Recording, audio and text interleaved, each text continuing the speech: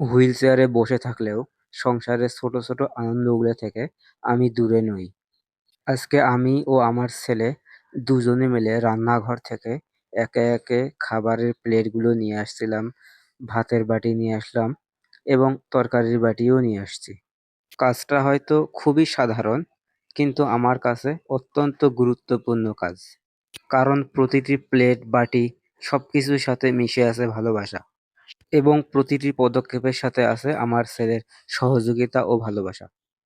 জীবনে সবকিছু পারা লাগে না, শুধু সাহায্য করার মতো একজন পাশে থাকলেই যথেষ্ট। সবকিছু সহজ মনে হয়। আলহামদুলিল্লাহ, হুইল চেয়ারে বসে থেকেও আমি একজন গর্বিত বাবা।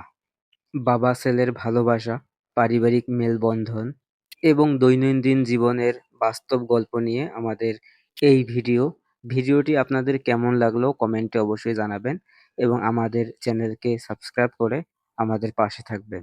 ধন্যবাদ। আসসালামু আলাইকুম।